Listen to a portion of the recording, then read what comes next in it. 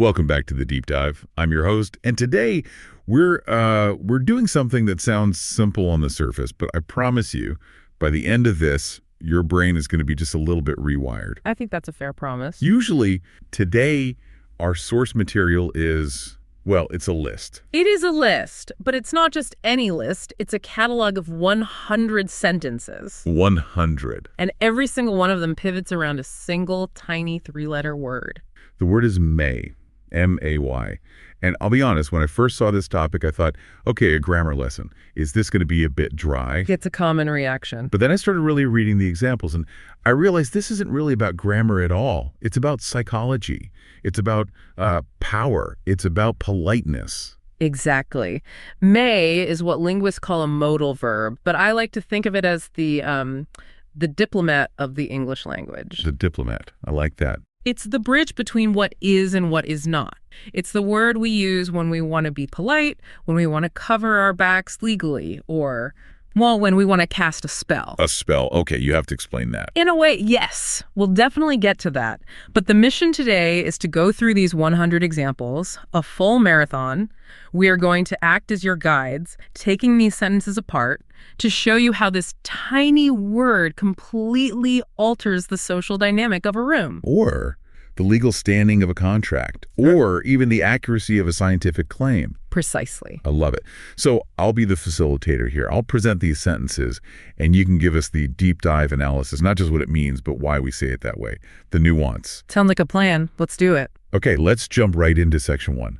This is the usage I think we all learned first as kids. The header here is permission. Right. This is may as the gatekeeper. It's all about authority, hierarchy, and, well, it's like the verbal velvet rope. The velvet rope. Perfect. Let's start with sentence number 1. You may enter the room now. Okay. So here, may is showing permission. The person is allowed to enter. But it feels so much heavier than just you can come in. It is. Immediately you feel that power dynamic, don't you? You may enter. This isn't a warm invitation like, come on in. This is a granting of rights. It implies the door was locked before this moment. Exactly, either literally or socially. The person speaking holds the key. The sentence establishes that I have the power to keep you out, but I am, at this moment, choosing to let you in. Very formal. I picture a royal guard, or maybe a judge. Okay, sentence number 2. Students may use a calculator during the test. This is a classic example of rule setting. Here, may, again, shows permission. It's okay for them to use that tool. It carves out an exception, right? That's the perfect way to put it. In a classroom test, the default state is restriction. You can't talk, you can't look at your neighbor's paper, you can't leave. May, here, carves out a very specific exception to those unwritten or written rules. And this brings up that old teacher joke, doesn't it? Can I go to the bathroom? I don't know, can you? The bane of every third grader's existence. It is, but linguistically, the teacher is 100% right. Can is about your physical capacity. May is about their jurisdiction over you. Right. Okay. Sentence number 3. You may leave once you finish your work. This one is conditional permission. You are allowed to go, but only after finishing. It feels transactional. It's a transaction. It turns the word may into a reward. It establishes a mini contract. You give me your completed labor, and in return, I will grant you your freedom. It's the structure of almost every employment agreement in history, really, just boiled down to one sentence. Speaking of employment, that leads us right into sentence number 4. Employees may take a 30-minute break. And this is interesting. Again, it's permission. The workers are allowed to rest. But this feels different from the last one, doesn't it? Yeah, it sounds like it's from a handbook. It's less personal. Exactly. When may appears in a policy document, like an employee handbook, it creates a formal right. It means your boss cannot legally stop you from taking that break.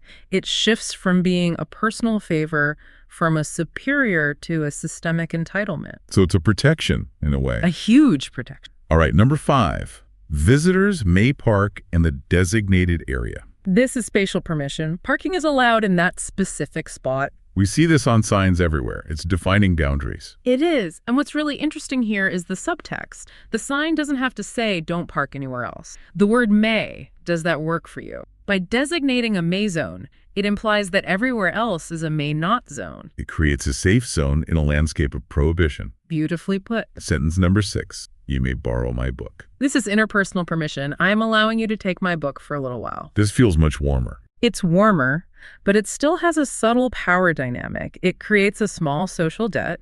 By saying, you may borrow my book, I'm signaling that I trust you. But I'm also gently, almost subconsciously, signaling ownership. It is my book. You're a temporary custodian. You are. It's a softer form of power than the judge saying you may enter, but it's still about ownership and trust. Right. Okay, sentence 7. She may join us for dinner. Ooh, the social may. This one is also permission. She is allowed to come and eat with us. But there's an undercurrent to it. There is. It implies there was a debate beforehand, doesn't it? Someone asked, can she come? And the group conferred, and the decision was, okay, she may join us. It sounds a little reluctant, maybe? Or at least that her presence is a privilege being granted by the group, not an automatic right. It can sound a bit cliquey, you're right. It highlights that the group is the authority here. Yeah, I can feel that. Okay, number 8. You may begin the exam. The starter pistol. This is a classic example of formal permission. You are now allowed to start the test. It's a trigger for action.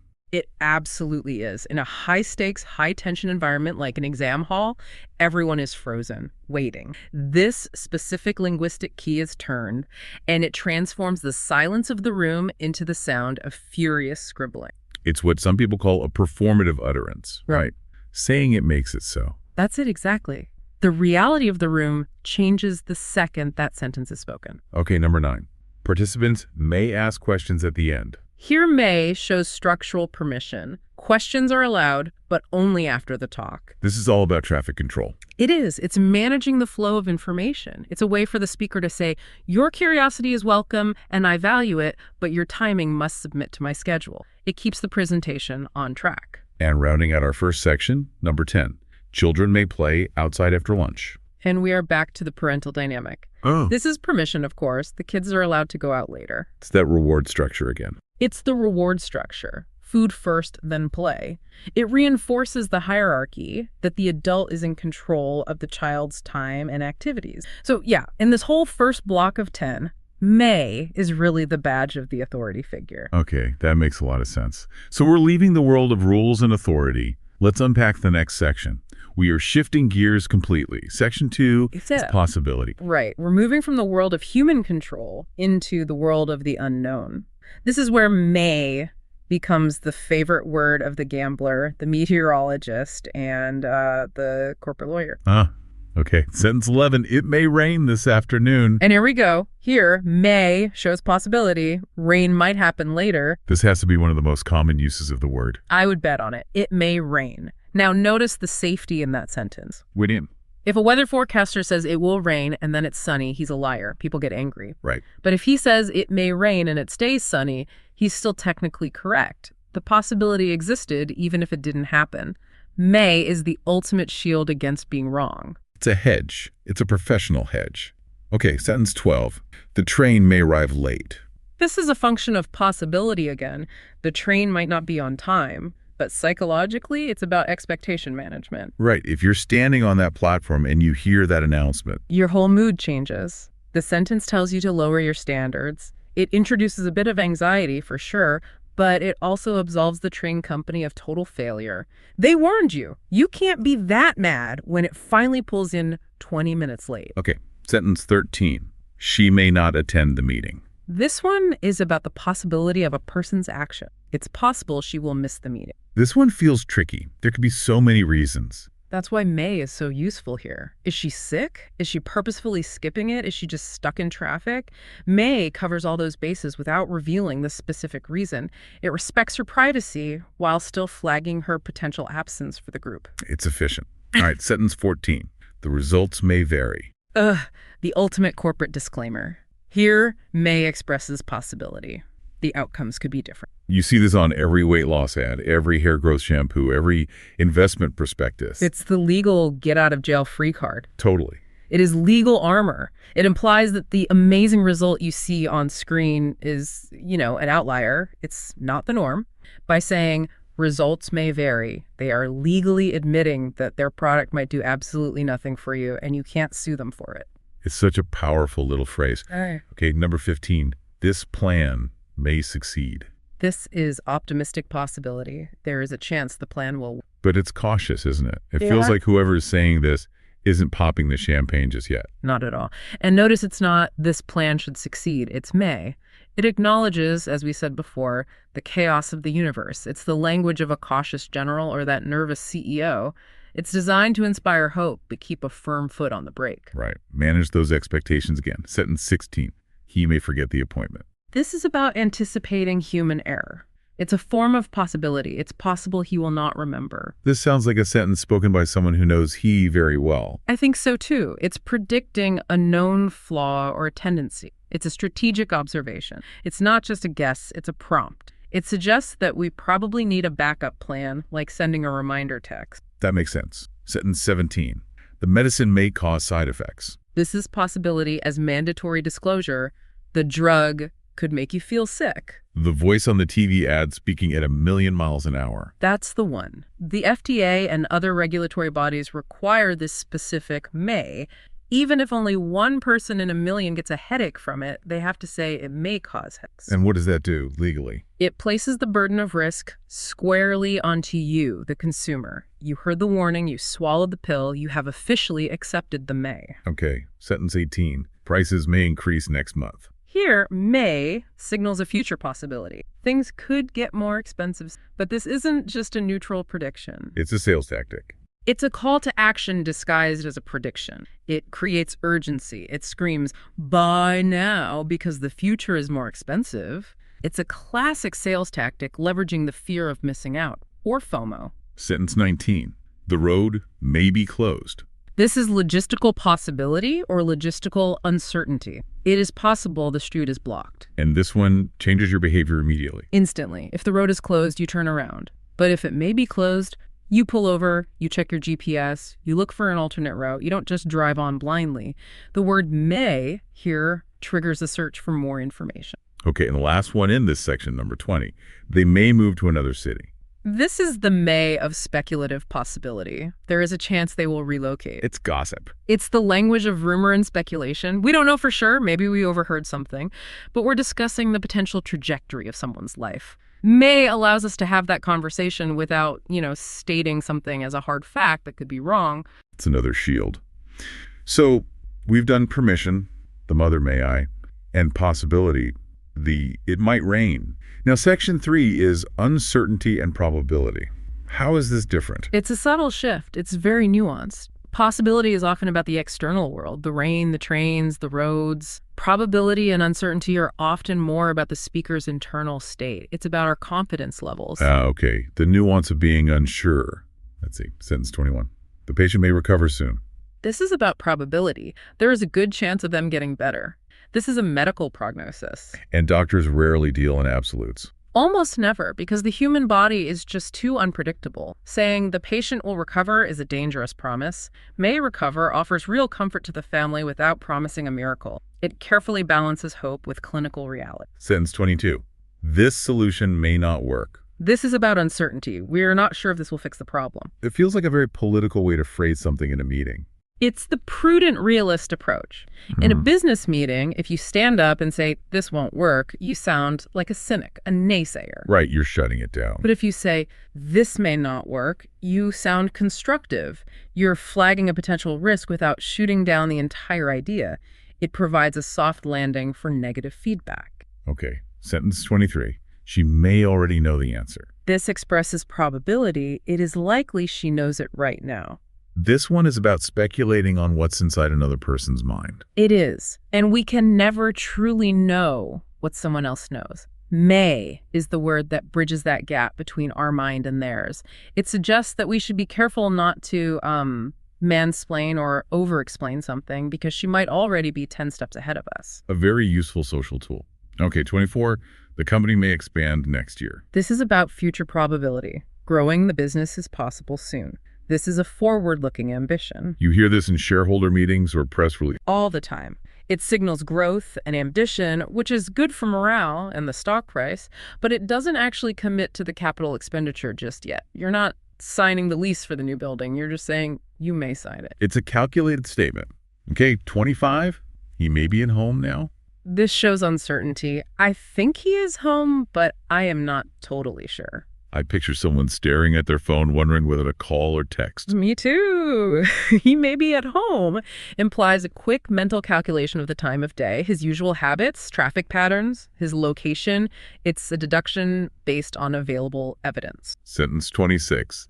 We may face some challenges. Oh, this is classic management speak, isn't it? This is probability. Problems are likely to happen. This is the understatement of the century. A huge understatement. When a CEO says, we may face some challenges, it usually means the next quarter is going to be brutal and there might be layoffs. Right. But leaders use may to keep the team calm.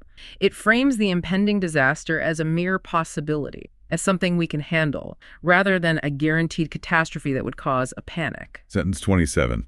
The package may arrive tomorrow. This is the e-commerce promise, and it's about probability.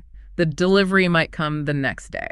It's based on an algorithm, but there's so many variables. Exactly. It depends on the truck, the driver, the traffic, the weather. May is the necessary buffer zone between the company's promise and the messy reality of logistics. It's what keeps customer service lines from being completely overwhelmed. Sentence 28. They may change their decision. This one highlights uncertainty. It is possible they will pick something else. It acknowledges human fickleness. It does. Human beings are unpredictable. They change their minds. In a negotiation, you never, ever assume a deal is done until the ink is dry. This sentence is a crucial reminder that the other party has agency and can pivot at the very last second. A good reminder. Okay, 29. The weather may improve later. Back to the weather. This is a statement of probability. It might get nicer outside soon. This is the optimist's rally cry, isn't it? It really is. You're at an outdoor party, it starts drizzling, and someone always says this to keep everyone from leaving. It's pure hope triumphing over the current evidence of your senses. And last in this section, number 30, she may need additional help. This shows uncertainty, but it's a very delicate social maneuver. It's possible she cannot do it alone. Yeah, you wouldn't say she is failing. No, that's too direct, too harsh. You wouldn't even say she needs help. You say she may need help. It frames her potential incompetence as a resource issue, maybe a training issue, rather than a personal failure. It's a kind and constructive way to intervene. That's a great transition into our next section, actually, because kindness and delicacy are absolutely key here. Section 4 is formal requests. Right. We're moving back to interpersonal dynamics. This is all about what linguists call negative politeness. Negative politeness. It sounds bad, but it just means showing respect by not imposing on someone. It's about minimizing the intrusion. And we use may to soften the blow of asking for something. Okay. Sentence 31. May I come in? The classic threshold request. This is a formal request. You're politely asking to enter a room. You would never knock on your boss's office door and say, "Can I come in?" It sounds too aggressive. It does. May I acknowledges that you are about to invade their territory. You are verbally submitting to their ownership of that space and asking for temporary access. Sentence 32. May I ask a question? This is another formal request. It's about asking politely to speak, but I like to think of it as the interruption tax. The interruption tax. Yes. You are about to stop the flow of someone else's speech or thought. By saying, may I, you are paying a small, polite verbal tax to apologize for the interruption before you even make it. That's a great way to think about it. Okay, 33. May we start the presentation? Another formal request. We're asking politely to begin. What's interesting is that this is often said by the person who is actually in charge. Right, the team lead or the senior executive. Exactly. And the leader asks, may we start? As a way to gather consensus and create a sense of shared purpose. It makes the room feel like a democracy, even if it's really a benevolent dictatorship. It's a very effective soft power move. Sentence 34. May I use your phone? This is a high-stakes formal request in the modern world. You are asking politely to borrow someone's phone. Yeah, a phone isn't just a phone anymore. It's an extension of our brain. It's our memories, our bank account, our private conversations. Asking to touch it is incredibly intimate. May is almost required here. Can I use your phone? Just sounds way too casual, too entitled for such a personal invasion. Sentence 35. May I speak to the manager? Ah, the customer service anthem. This is a formal request to talk to the boss. The dreaded Karen maneuver. It's often associated with that, yes. But notice the weaponization of politeness here. When a customer is angry, using ultra-formal language like may I can actually be more intimidating than just shouting. How so? It signals I am calm, I am serious and I know the rules of this engagement. It's a cold, hard request for escalation wrapped in a little silk ribbon of politeness. I see that. Okay, 36. May we schedule another meeting? This is a formal request that's all about respecting time. You're asking for a slice of their life, essentially. You are. And May acknowledges that their time is valuable and that you have no inherent right to it unless they choose to grant it to you. Sentence 37. May I leave early today? The employee's plea. This formal request is asking for permission to go home soon. You're asking to break the contract we talked about in Section 1. You are. You're asking for a personal favor. So may is essential here. It emphasizes your subordination to the boss in this context. You are putting yourself entirely at their mercy. Sentence 38. May I sit here? The crowded coffee shop dilemma. This is a formal request asking politely to take a seat. Even if the chair is empty, the space around it belongs to the person already at the table. Exactly. You are entering their personal bubble. May I is the polite way to ask for permission to breach that invisible wall of personal space. Sentence 39. May I have a glass of water? A formal request for a basic need. You're asking politely for a drink. This just seems like basic etiquette. It is. Whether you're a guest in someone's home or a customer at a restaurant, this is the standard. It's one of those little linguistic markers that separates us from animals who just take what they need. We ask. In sentence 40, may I see your identification? This is the flip side. This is also a formal request, asking politely to check an ID, but it's different. Because it's usually a police officer or a bouncer or a customs agent. Right. It's phrased as a polite question, may I? But we all know it's a command. If you say no, you are in for a world of trouble. It's a command wearing the mask of a request. It's the illusion of choice. That brings us perfectly to Section 5. If someone asks, may I, the authority figure has to answer. This section is granting permission formally. This is the voice of the institution speaking. When you use may to grant permission, you sound like a judge, a headmaster, a government official. It's impersonal and... Okay, sentence 41. You may proceed. Here may gives formal permission. You are allowed to continue now. I can almost hear a gavel banging when you say that. Very judicial. Extremely. It signals that all the procedural hurdles have been cleared and the main event can now continue. It's very stiff, very formal language. Sentence 42. You may begin writing. The proctor's command. This is formal permission to start the task. It's all about coordinating mass action. Hundreds of students all waiting for these exact 4 words. And it's the linguistic switch that turns on the exam, the silence is broken, and the test begins. Sentence 43. You may submit your assignment now. This is formal permission to hand in your work. It's about opening the window of opportunity. It implies that before this exact moment, submission was impossible. Now, the digital or physical portal is open. Sentence 44. You may take your seats. This is formal permission to sit down. It's about the restoration of order. You'd hear this after a standing ovation or maybe a prayer or after a judge enters the courtroom. Yes. It controls the physical bodies of the entire audience. It's a gentle command. I, the person in charge, allow you to stop standing now. Sentence 45. Yeah. You may enter the laboratory. Clarence ranted, this is formal permission to go into the lab. A laboratory is a restricted, often dangerous zone. So this senses a kind of safety check. It is. It implies you have the right goggles, the right lab coat, the right training. You are now officially authorized to enter the controlled environment. Sentence 46. You may contact the office for assistance. This is bureaucratic permission. You're allowed to call for help, but it's also about validating the correct channel of communication. It stops you from calling the CEO directly with your problem. Precisely. It tells you, this is the correct path for your request. No, you can't bother the director, but you may contact the front office. Sentence 47. You may continue with the next question. This is formal permission for pacing an interview or an oral exam. You're allowed to move forward. It tells the speaker that they have sufficiently answered the previous point. It's a green light. Sentence 48. You may access the database. This is the language of digital permissions. You are allowed to use the data. In the IT world, permissions are literal toggles in the code. They are. And this sentence is the verbal equivalent of a system administrator clicking the Allow checkbox next to your username. Sentence 49. You may participate in the discussion. This is formal permission that elevates someone's status. You are allowed to join the talk. So maybe you were just an observer before, or a junior staffer told to just take notes. Exactly. And now you're being invited to the main table. The word may here confers status. It grants you a voice where you previously didn't have one. And sentence 50, the halfway point. You may collect your certificates. The culmination, the reward.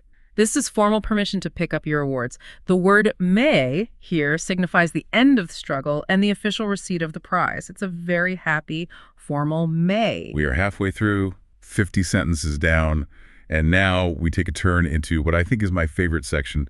Feels almost magical or poetic. Section 6 is expressing wishes or blessings. This is the subjunctive mood, specifically what's called the optative mood. It's fascinating because it flips the normal subject-verb order of the sentence. Right, we don't say you may live a long life. We say may you live a long life. And that inversion is a special signal in English. It tells the listener that we are no longer making a statement or asking a question. We are casting a hope out into the universe. Casting a hope, I like that. Okay, sentence 51. May you live a long and happy life. Here, may expresses a wish or a blessing. We are hoping for a good life for you. You hear this in toasts at weddings or in speeches. It sounds almost biblical. It does, and that structure removes the speaker's ego from the equation. I'm not just saying, I hope you live long, by saying, may you, I'm invoking a higher power or fate or the universe itself to make it happen for you. Sentence 52. May peace prevail. This is a universal invocation. Again, it's a wish. We are hoping for peace everywhere. You see this carved on peace poles in gardens all over the world. It's a deep desire for the fundamental state of the world to change. Sentence 53. May God bless you. This is probably the most common religious application. It's a blessing, asking for divine favor. And may here is a petition to the divine. It's very humble. We aren't commanding God to bless someone. We are asking that it may be so. Sentence 54. May your dreams come true. The birthday card classic. This is a wish. It's hoping you get what you want. It's a very gentle, benevolent sentiment, and it sounds so much more poetic and grand than just saying, I hope you get what you want. It really does. Sentence 55. May they succeed in their efforts. This is a wish for others. It shows goodwill from a distance. Even if we aren't directly involved in their efforts, we are on the sidelines, rooting for a positive outcome for them. Sentence 56. May this year bring prosperity. The New Year's chant. This is a wish, hoping for a rich and successful year.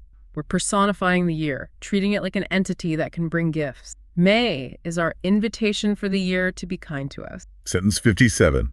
May she find happiness.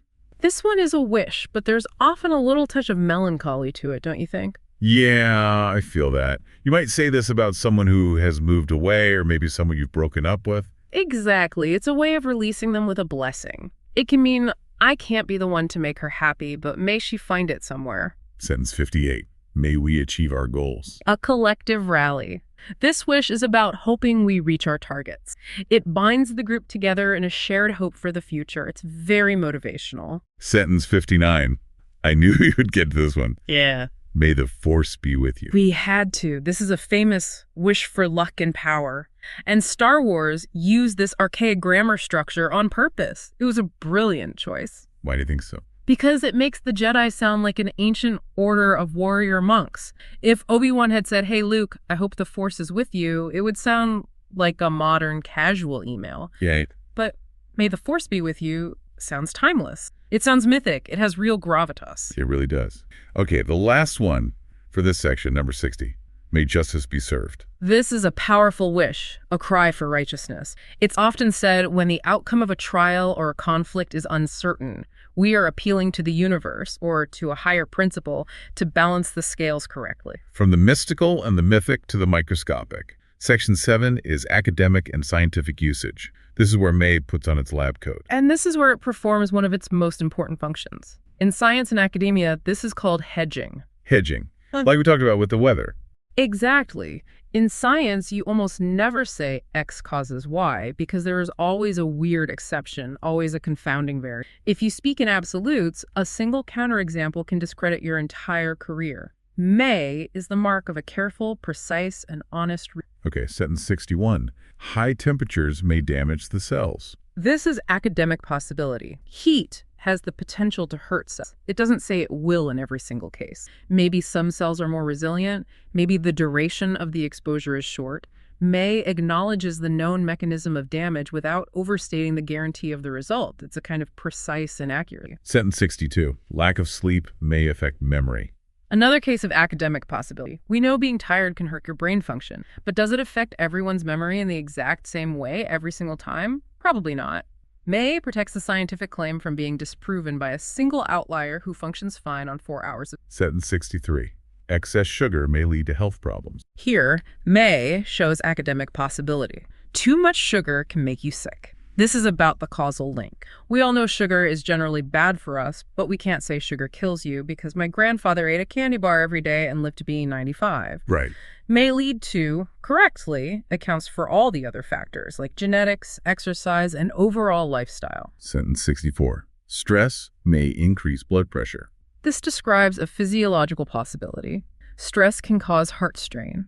It describes a biological pathway that definitely exists, but it might not be triggered to the same degree in every single person or in every stressful instance. Sentence 65. Pollution may harm marine life. This is about environmental possibility. Dirty water can hurt sea animals. It flags a significant risk. It's a way for scientists to tell policymakers there is a non-zero and likely very high chance that this industrial waste is destroying the ocean ecosystem. Sentence 66. The experiment may produce unexpected results. This speaks to the humility of science. It's an academic possibility. After all, science can surprise us. If we already knew the answer for certain, we wouldn't need to do the experiment in the first place. May acknowledges the absolute limits of our current knowledge. Sentence 67. This chemical may react violently. This is scientific possibility as a warning label. This substance can be dangerous. It doesn't mean the beaker will explode the second you touch it, but it means you should wear your goggles and stand behind a blast shield just in case. It defines the worst case scenario. Sentence 68. Infections may spread rapidly. This is the language of epidemiology, showing possibility. Sickness can move fast. Viruses and bacteria have a certain potential. May is used to describe the capability of that pathogen under the right conditions for transmission. Sentence 69. Certain genes may influence behavior. This is the entire nature versus nurture debate encapsulated in one word. It's academic possibility. DNA can change how we act. We are, as a society, terrified of saying genes determine behavior because that's biological determinism. Right, it removes free will. Exactly. So may influence becomes the safe, scientifically accurate middle ground. Genes are a factor, but not the only one. And sentence 70. Climate change may impact agriculture. This is about predictive possibility. Weather changes can hurt farming. We are looking at complex computer models of the future, and those models deal in probabilities, not certainty. May is the only honest language to use when describing the output of those models. Okay, moving on to section 8. This one is called negative possibility.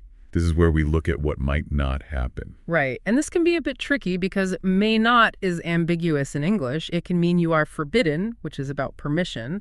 But in this section, we're looking at the other meaning, the possibility that something won't happen, predicting a negative outcome. Okay. Sentence 71, she may not agree with the proposal. This is a negative possibility. It is possible she will say no.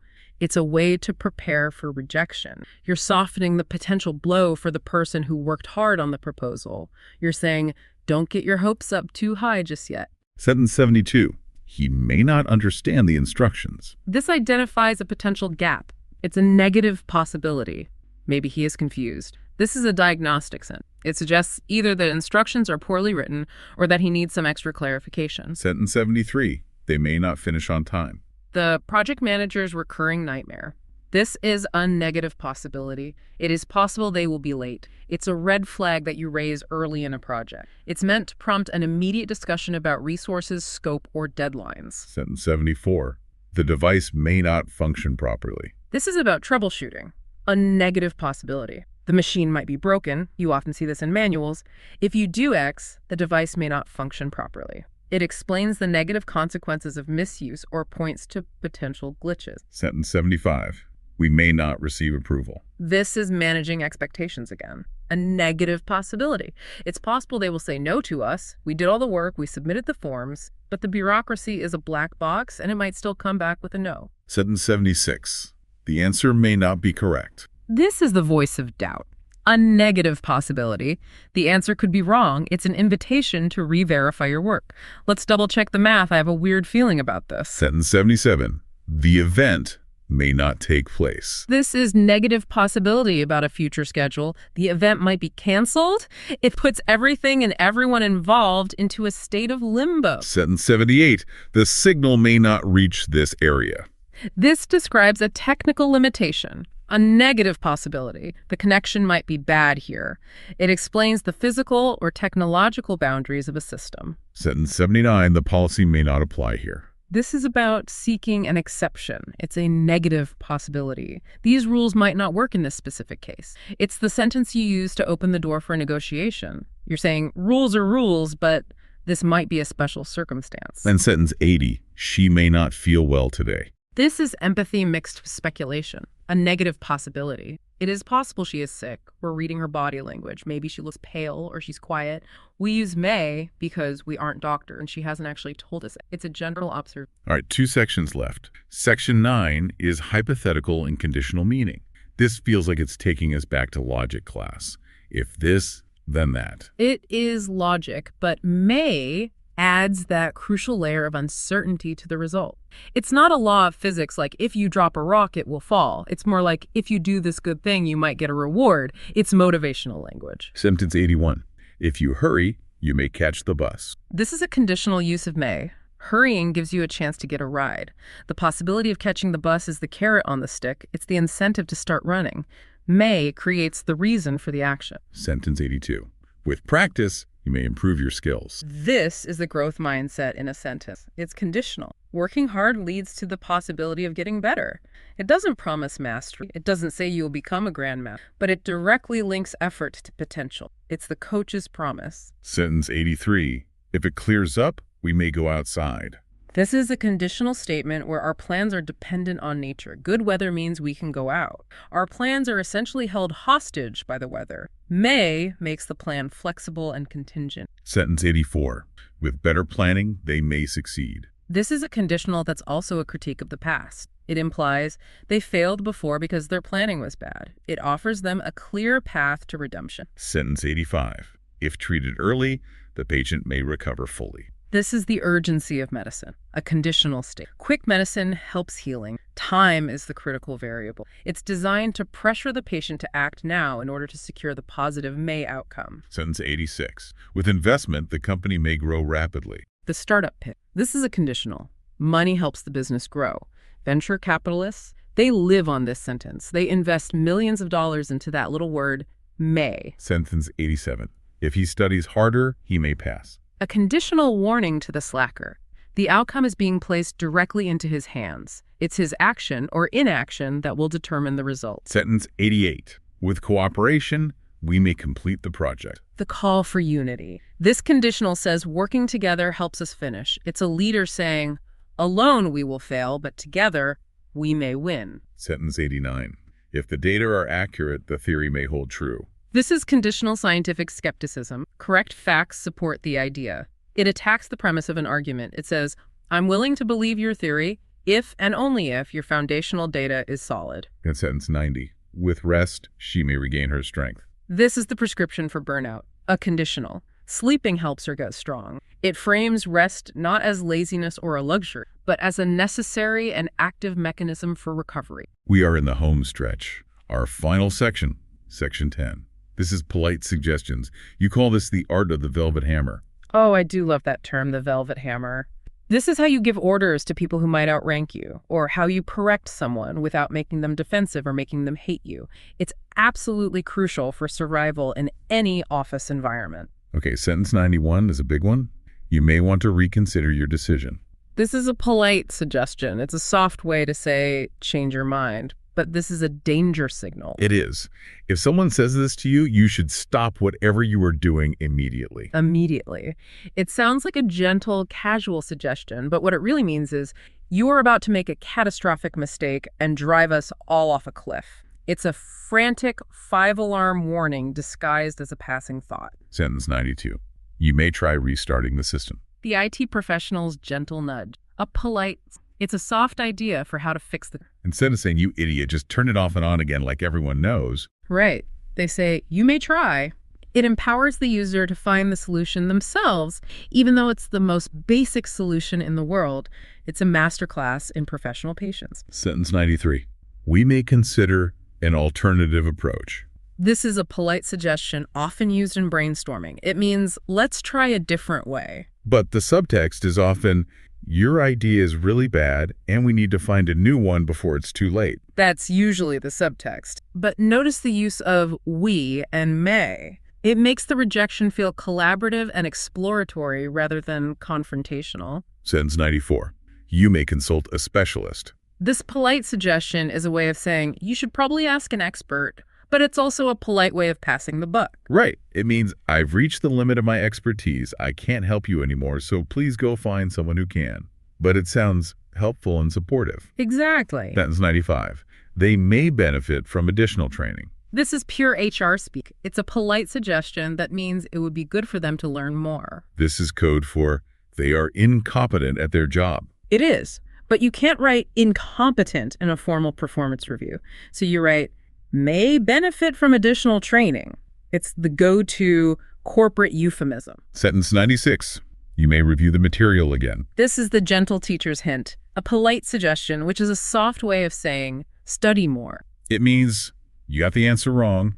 Go look again and find the right one yourself. Right. It encourages self-correction instead of just giving the answer away. Sentence 97. She may need to apologize? This is a polite suggestion used in conflict resolution. It's a soft hint that she was in the wrong.